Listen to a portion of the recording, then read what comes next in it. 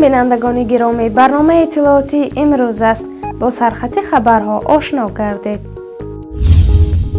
رئیس جمهوری تاجیکستان خواستار مبارزه علیه افراتگرایی است. نوروزی جهانی در خوجند جشن گرفته می شود. بانک‌های تاجیکستان سامانی‌ها را بازرسی می کنند. یاوری موللو عبدالله را بازداشت کردند. ҳамкориҳои Узбакистон با ترکمنستان меафзояд. سابق رئیس جمهوری فراری قرغیزستان می‌خواهد به وطن برگردد. эмомалӣ раҳмон رئیس جمهور تاجیکستان امروز در ملاقات با زیایان از دانشمندان خواست علیه افراتگرایی مبارزه برند. این ملاقات که در کاخ نوروز برگزار گردید، эмомалӣ раҳмон تاکید نمود روشنفکران وظیفه دارند برای شرح و نقطه های پیام سالانه پرزیدنت سعی و تلاش بیشتر نموده برای رشد تاجیکستان، پایداری ثبات سیاسی، تحکیم رکنهای دولتداری و تبلیغ غایه‌های ملی تلاش ورزند. به اطلاع دفتر مطبوعات رئیس جمهور، پرزیدنت گفته است مقامات اجرایی محلی، حاکمیت دولتی با تکیه به آموزگاران دهات برای بلند برداشتن مقام زیاییان دهات از حساب آموزگاران، کارمندان ساحه فرهنگ، طبیبان و دیگر طبقه های اجتماعی چاره های ضروری اندیشند. کشوردار تاجیکستان از ظالمان خواسته است به مقابل افراتگرایی و خرافات، کینه و عقیده و اندیشه هایی که کشور را به قفا می کشد مبارزه برند و سیاست دینی و دنیوی دولت را به دیگران شرح داده جامعه را از تاثیر هر گونه فرهنگ مفکوره بیگانه حفظ نمایند. جشن جهانی نوروز در خوجند برگزار می شود. برنامه های جشن جهانی نوروز 22 مارس در شهر خوجند برگزار خواهد شد. برنامه اصلی جشن ساعت 18 شام 22 مارس در ورزشگاه استقلال با شرکت مهمانان خارجی آغاز می شود. برای شرکت در جشن جهانی نوروز مقامات بلندپایه کشورهای حوزه نوروز و خصوص رئیسان جمهور به مرکز ولایت سوغد دعوت شدند. اکنون اخبار منطقه و تاجیکستان را در بخش خبر در یک سطر تماشا کنید.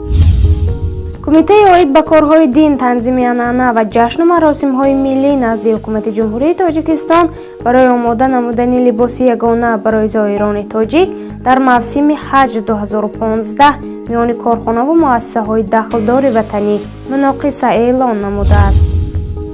3 نفر سابقه‌دار جنگ بزرگ وطنی از تاجیکستان برای اشتراک در گذشت نظامی ایدانه روز 9 می بخشیده به 70مین سالگرد غلبه در جنگ بزرگ وطنی به مسکو دعوت شدند.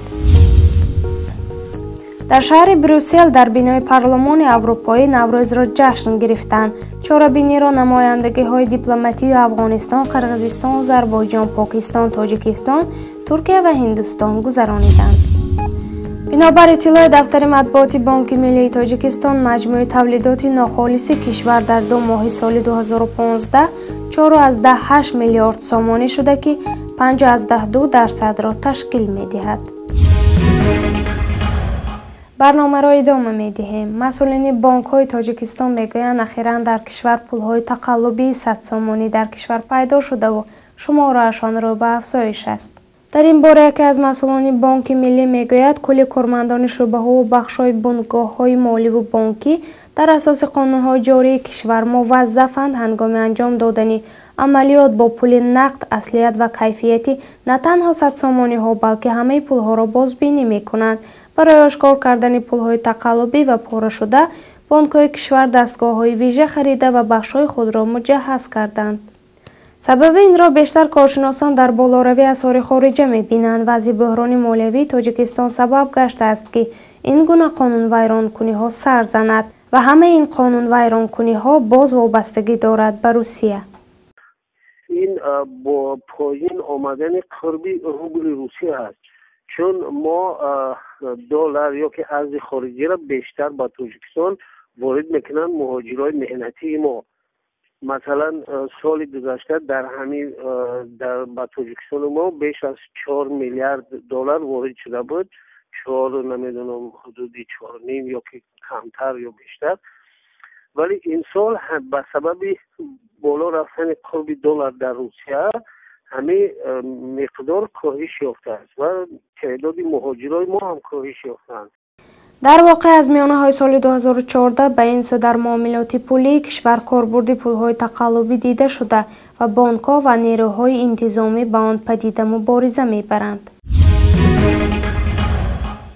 ماموران پلیسی بین المللی اینترپول در دایره عملیات رازیست در ولایت سوردلوفسک سهراب خولوی 37 ساله را بازداشت کردند که از جانب مقامات تاجیکستان در پایگرد بین المللی اعلان شده است.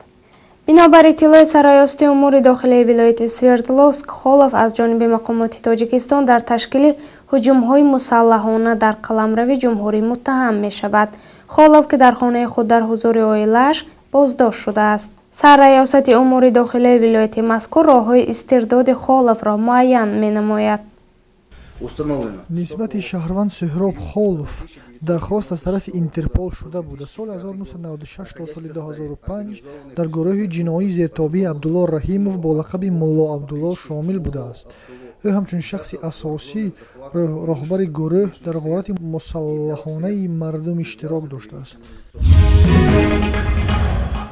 دبیر کل سازمان پیمان امنیتی دست جمعی میگوید ازبکستان و ترکمنستان به پیشنهاد سپد برای همکاری در مبارزه با تروریسم واکنش نمی کند. نیکولای بردژوا در صحبت با یک خبرگزاری قزاقی گفته است متاسفانه ما امروزها عملا هیچ گونه همکاری با نهادهای امنیتی ازبکستان و ترکمنستان نداریم، هرچند بارها با آنها پیشنهاد همکاری دادیم. دبیر کل سپد افزود که این اواخر همواره اطلاع دریافت می کند که رهبر طالبان و دولت اسلامی تصمیم گرفتند به آسیای مرکزی حمله کنند و با این هدف تبلیغگرانی را به کشورهای منطقه فرستادند.